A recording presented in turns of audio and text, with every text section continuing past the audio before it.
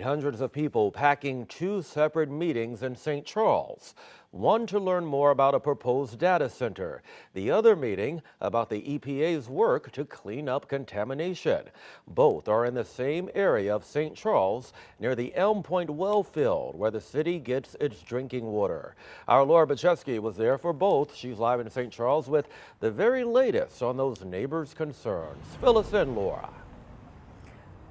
Brent, we just got out of the EPA meeting here at the St. Charles Police Department where they held it, and it was overflowing with people, some citizens who hadn't even heard about these sites before. Officials talked about their most recent 5-year review of the Findet Corporation Superfund site, located next to the Elm Point well field where the city gets the majority of its drinking water. As I reported earlier this week, the cleanup measures have not worked as they hoped. The EPA is now in the process of working with the responsible companies to do more work on the site. Residents had an opportunity to get some of their questions answered. The current plan right now is to not do anything with OU1 and OU2. That is not the current plan. We are working with responsible parties to address the contamination of OU1 and OU2. So when you say address the contamination, meaning like you're going to put a remedial, and the reason I ask this question is because it's obviously it's influencing OU3, right? Yes, right. So if you cut off a snake's head, exactly. right? Yeah. So we want an effective remediation.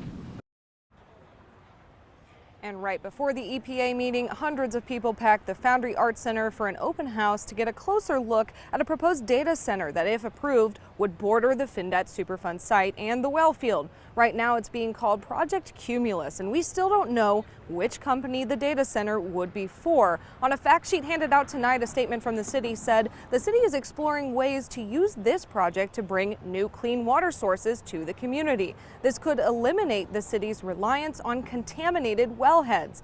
Residents are concerned about additional contamination that could come from the plant, which would need to store 1 million gallons of diesel fuel for backup generators on site. Most of the industry, there's never been issues out there with them because the companies that are involved in this at the hyperscale data center level, they're some of the most environmentally conscious companies in the world. They're thinking about sustainability, they're thinking about their reputation, they're thinking about having multiple layers of redundancy to end up protecting the environment. My opinion of the data center is it doesn't belong here in our community because of a huge environmental concern with various types of pollution, and after seeing how it's affected cities such as Memphis or down in Georgia, it's just something that shouldn't be near our water supply specifically. The upcoming the upcoming St. Charles City Council meeting will be at the St. Charles Convention Center. They've actually moved it because there's so much interest in speaking, because at 7 o'clock there's going to be a public hearing as part of this meeting that is specifically dedicated to the data center. Now, if you had any questions about the EPA's review of the Superfund site, I have ways you can reach out to the EPA on ksdk.com. Reporting live in St. Charles, Laura Bacheski, 5 on your side. Lots of information there. Great breakdown, Laura.